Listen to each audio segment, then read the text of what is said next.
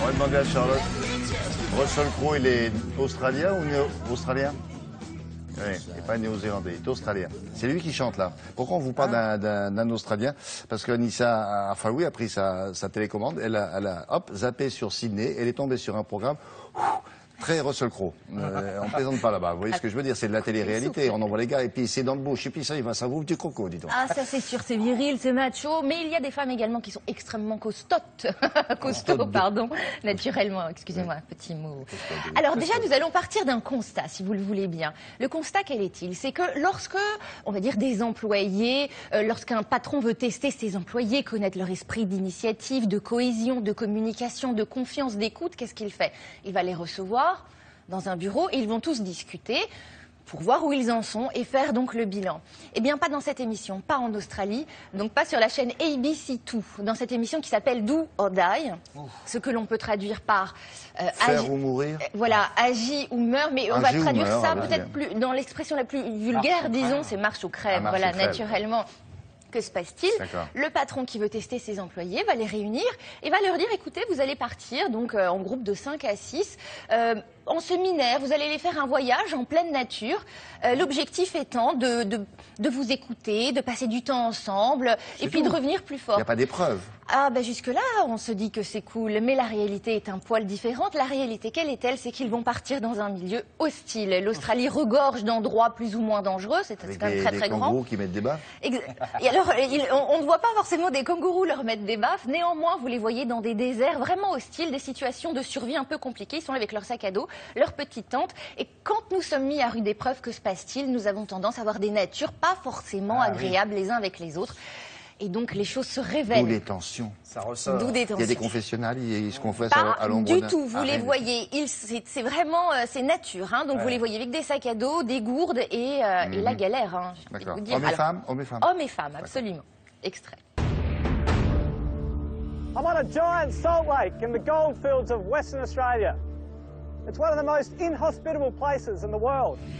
With the blinding sun and the fierce glare, it's easy to become disorientated. And if you were to get lost out here, then water is the key to your survival. So how will the team from an inner city cocktail bar, who pride themselves on perfection, cope in an environment in which they have no control and no choice but to do or die? 6 funky inner city cocktail bar workers are about to discover the difference in a grueling test of outback survival.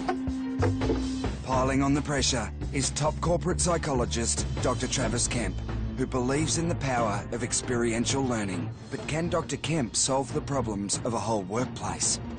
To find out, he's about to turn just another day at the office into a battle for survival. Oui, oui. Ils appartiennent vraiment à la même entreprise. Tout à fait. Donc c'est toute l'équipe d'une seule et même entreprise. Donc vous avez à peu près tous les niveaux hiérarchiques. Ils sont tous ensemble et partent tous ensemble. C'est pas un jeu alors? C'est un... Non, parce qu'à la fin, il y en a qui se fait virer vraiment. Alors, à la fin, non. Donc, à la fin, si vous voulez, ce qui se passe, c'est qu'il y a des révélations qui se font. C'est-à-dire que comme ils font face vraiment à des épreuves difficiles, il y a des comportements un peu étranges. On va voir que quand il y en a un qui commet une erreur, selon son degré de hiérarchie, les autres ne vont pas forcément s'adresser à lui de la même manière. Il y a des injustices. D'accord. Mais il faudrait un suivi de ça. Qu'est-ce qui va se passer après quand ils vont rentrer dans l'entreprise, dans la vraie société? Qu'il a laissé crever de soif. Alors, véritable question, est-ce qu'ils en veulent ensuite à leur patron? Non.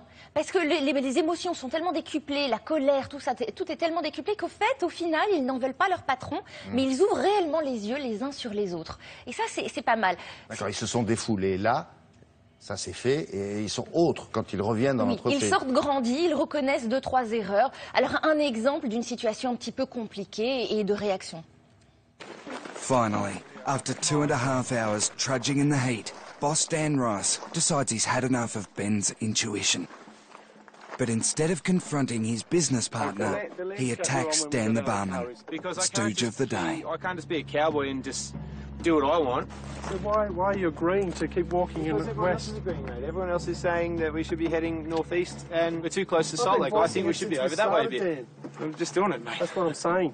Don't just do it, use your head. I'm using my head. Don't walk another 10 but no one is agreeing with me, right? So I'll go with the group. This is the forum. Stranded and lost, the team needs to remember their instructions. The only strong, solid instruction that we've been given from him is to listen to each other and to facilitate each other's needs. Yeah, there's something there. They're not, you know, there's something there. And we have to realise that. If we keep shutting it down and go, oh, but he hasn't told us anything, then we're screwed. Il ne faut jamais oublier qu'ils jouent devant une caméra, parce qu'il y en a 4-5 caméras, en haut, en bas, partout. Hein. Donc ils font semblant de dormir, fatigués, mais ils sont très regardés quand même. Hein. Oui, ils ne sont pas seuls au monde, tout à fait. C'est assez organisé. Très bien, merci beaucoup, Anissa.